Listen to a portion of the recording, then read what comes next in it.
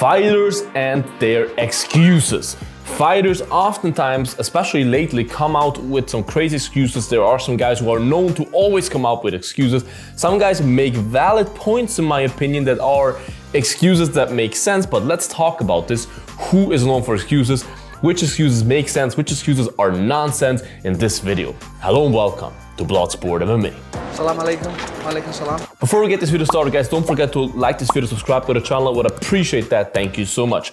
So excuses are things that in the history of mankind were always there. It's kind of in our DNA, even though, of course, if you're a real strong person, you do not make excuses. You train your mind to not do that, and you're strong enough to refuse to do excuses. But a lot of people do them, and especially if there's so much on the line, like in a UFC fight, especially in a main event or something where there's a lot of stakes. I was drinking beer, eating steaks in Brazil. You oftentimes automatically search for reasons why that didn't work and try to blame it on others or come up with excuses why you lost that fight, because of course every fighter believes that he is the best, otherwise he shouldn't fight in the UFC, that he's the best in his division and he should win against everyone.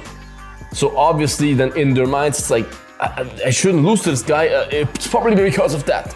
There are excuses that make sense. There are even people that come up, and it's not even an excuse then, it's a very small path, but some people even win their fights, like Jack Della Maddalena against Sheila Burns, and then afterwards say, hey, in that fight, I fought with, I think it was a broken arm or something. That's my personal opinion, I do think it's valid to mention those things, same as Sean O'Malley mentioned that he had a messed up rib or messed up back when he fought Aljamain and couldn't grapple for like 10 weeks or something before the fight.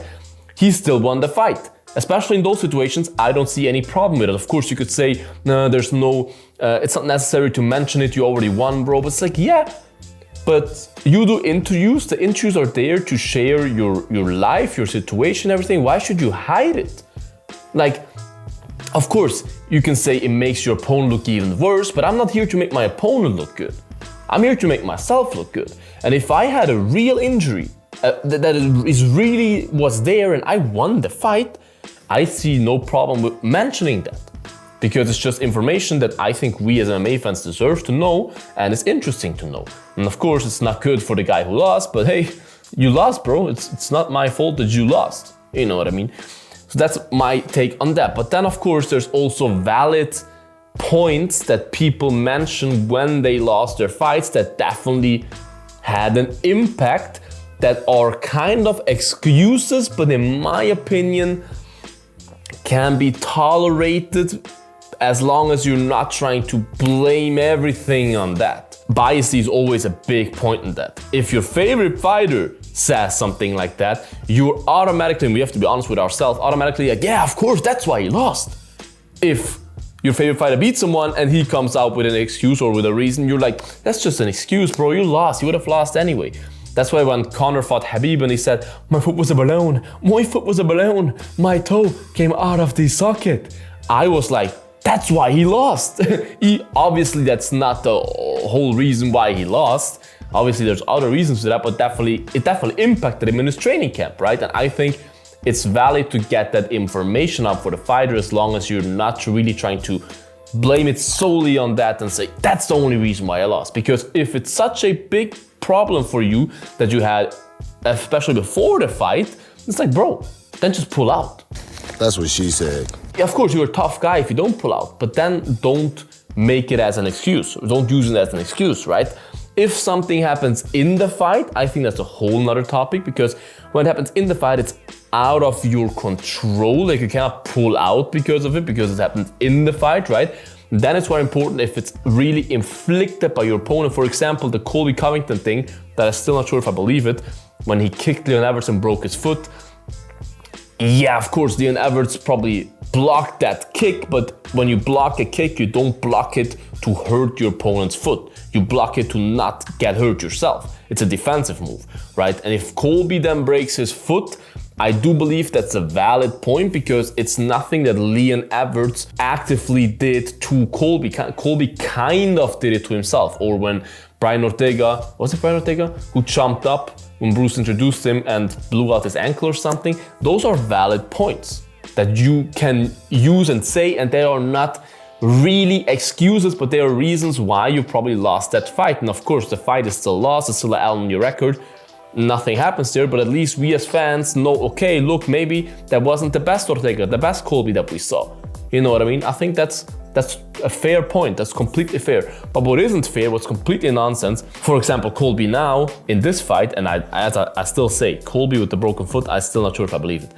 But after this fight now against Buckley, he came out and said, bro, I came off the couch. I only had a 2-week training camp because I sacrificed my training for Donald Trump's campaign and stuff like that. I'm like, bro, are you out of your mind? First of all, in the pre-fight interviews, you said how beautiful it is for you, how much you love it, that you don't have such a long training camp, only like a half training camp, and it's less hard on your body and stuff. And then you come up with that, used as an excuse that you came off the couch, where you accepted the fight. No one said you have to accept the fight. You yourself decided to accept a short notice fight. That's on you, my friend. And to blame, like, supporting Donald Trump, bro, you are just a random UFC fighter.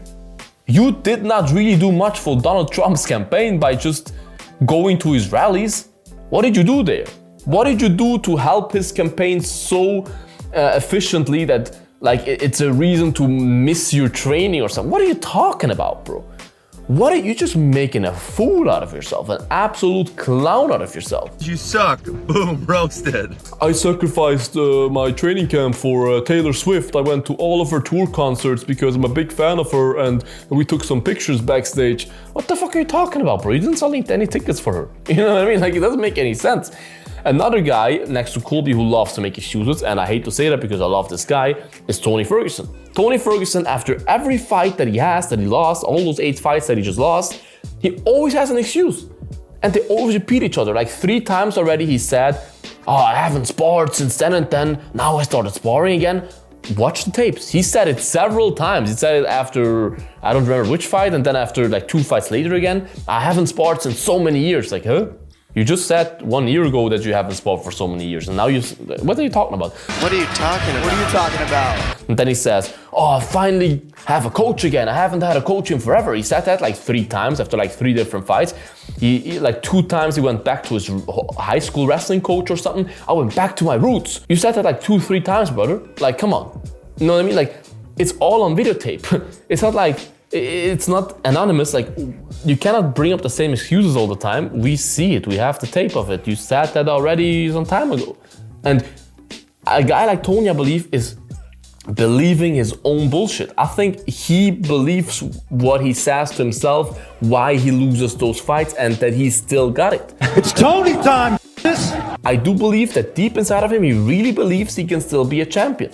And that some other reasons, not himself, some other reasons is why he lost those fights. It's knee problems, it's this and that, it's always something, but it's never him. I'm very educated, And that's a big problem, because if it happens once to you, that's fair game. Everyone has bad training camps, whatever. But if it's all the time, it might be you, bro. And there's just a lot of fighters, recently at least, that just have to make up a real crazy fabricated excuse, which is clearly an excuse, and are mentioning it everywhere. That's the only reason why he lost. Like Jamahal Hill, bro. Come on. Because Herb Dean was standing behind you in that moment. What are you talking about, bro? We all saw the tape thousands of times. You looked Alex in the face, said sorry. Alex said, Herb Dean, step away. You looked at Alex, you saw the fight is still on, and you decided to keep your hands down and get caught with a left hook. Alex caught you, bro. It's no shame to get caught by Alex. Shama. Come on. It's Alex freaking Pereira. He's a freaking, he catches everyone. It's not a shame, bro. But it's a shame to blame Herb Dean standing behind you and the whole situation for you not having your guard up and you getting caught by a left hook that the whole work gets caught in.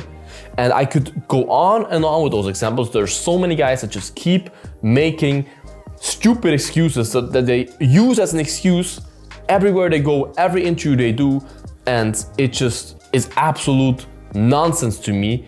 And unless you have a real valid reason, which most of the time isn't the case, you can just mention it one time or something, but don't use it as an excuse as to why you lost a fight. And if that would not have been, you would not have lost the fight. If it happened before in training, why did you even take the fight in the first place? Ask yourself. You're the reason.